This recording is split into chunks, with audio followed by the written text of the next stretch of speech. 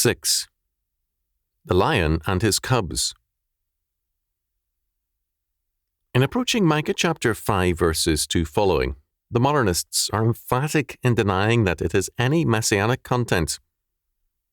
Harold A. Bosley, in The Interpreter's Bible, calls this the most abused chapter of the Bible, and declares that the scripture here is betrayed into a false meaning by its, quote, friends, end quote. Bosley declares that the belief of the people and their religious leaders that the Christ would be born in Bethlehem, Matthew chapter 2 verses 1 to 6, was in error. On the other hand, all too many evangelicals and others restrict Micah to a prediction of Christ's birth, so that this has become a Christmas text, and not much more. Our concern is with the doctrine of Christ. Micah chapter 5 not only predicts the coming of the Messiah, but much more is told us about him. First of all, Micah looks to little Bethlehem as the future source of royal power. This cannot be restricted to the normal run of Davidic kings. Judah was long familiar with Davidic rulers, good and bad. The centuries had seen them come and go, and the power of Judah dwindle. David had come out of Bethlehem, but, in time to come, there would be another king born in Bethlehem, one destined to be ruler in Israel. Micah chapter 5 verse 2. Clearly, a literal birth is forecast in Bethlehem, not in the royal palace at Jerusalem. This fact is in itself a very significant one. In Micah's day, it was Jerusalem, not Bethlehem, which was the royal and Davidic city. Bethlehem was, while geographically close, historically remote and insignificant. To predict a royal birth at Bethlehem was, in effect, to say that Jerusalem, the royal city, had been bypassed. The lowest literal meaning would be that some remote, insignificant sideline of the Davidic house would produce a ruler in Bethlehem. In other words, if Davidic, as Bethlehem would indicate, the royal family of Jerusalem was bypassed. Second, the Messiah is then plainly set forth. He who would be born in Bethlehem was one whose goings forth have been from old, from everlasting, or from the days of eternity. Micah chapter 5 verse 2. The word translated as goings forth is in the Hebrew mautzah, family descent. We are thus told that this Davidic king, while born in Bethlehem, has also a family descent from all eternity, from God himself. Very clearly, we have here a messianic prophecy. The Nicene Creed echoes in part this text in its affirmation that we believe in one Lord Jesus Christ, the only begotten of the Father, Son of God, begotten of his Father before all worlds, God of God, light of light, very God of very God, begotten not made, being of one substance with the Father.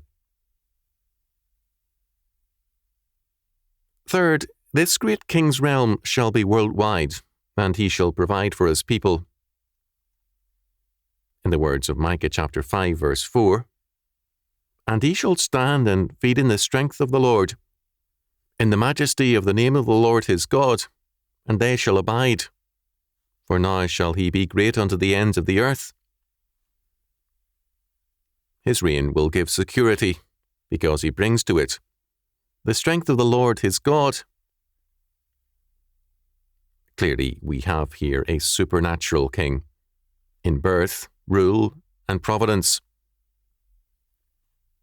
Moreover, he is obviously a victorious king, whose sway and authority are worldwide, and whose dominion is so clear and unchallenged that Micah earlier described the glory of his reign thus.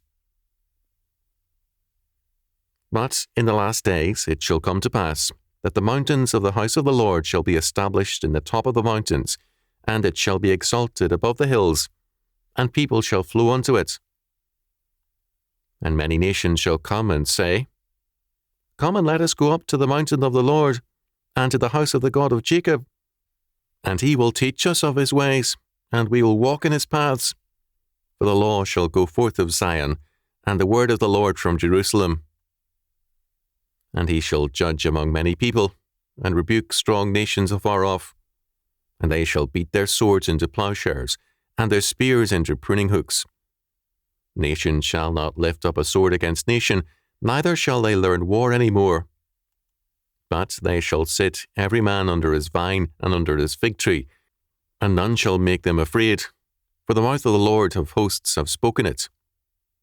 Micah chapter 4, verses 1 to 4. Micah speaks of great worldwide dominion and peace under the rule of a Messiah, whose origin is from eternity. Fourth, Micah says of this ruler, "And this man shall be the peace." Micah chapter 5, verse 5. That is, he himself is peace. In every age, from the Assyrians of that day to the end of time, his rule accomplishes his purpose towards his world rule and peace. Until that world order arrives, there will be Assyrian and other enemies in the land, but the Lord will raise up shepherds and princes to accomplish all that he purposes towards his peace. Our Lord sets forth the fact that his peace is different. "Peace I leave with you, my peace I give unto you. Not as the world giveth, give I unto you. Let not your heart be troubled, neither let it be afraid." John chapter 14, verse 27. The Messiah's inner peace precedes the world's outer peace. Salvation precedes pacification. Fifth, before this world peace is realized, there must be not only salvation, but very extensive judgment. Micah chapter 5, verses 7 to 15. The enemies will be destroyed. The weapons of aggressive warfare, horses and chariots, will be destroyed. Occultism, idolatry, and unbelief will be dealt with by the Messiah in his vengeance and fury. There will be thus a shattering of all his enemies. Sixth, to the redeemed, the Lord Messiah will be a blessing and a benediction, and he will make them the means of blessing the whole world. And the remnant of Jacob shall be in the midst of many people as a dew from the Lord, as the showers upon the grass, that tarrieth not for man, nor waiteth for the sons of men. Micah chapter 5, verse 7. This is a key text. It declares that the remnant redeemed by the Messiah are to be the means whereby the Lord blesses all the earth. This text plainly precludes pietism and quietism and requires the exercise of godly dominion by Christ's people. This meaning is obviously postmillennial. Moreover, the Messiah's judgment, which we have already spoken of, is, like his blessing, to come through his redeemed people. In Micah chapter 5, verses 8 to 9, the redeemed of the Messiah are declared to be like a lion in a sheepfold. And the remnant of Jacob shall be among the Gentiles in the midst of many people, as a lion among the beasts of the forest, as a young lion among the flocks of sheep, who, if he go through, both treadeth down and teareth in pieces, and none can deliver.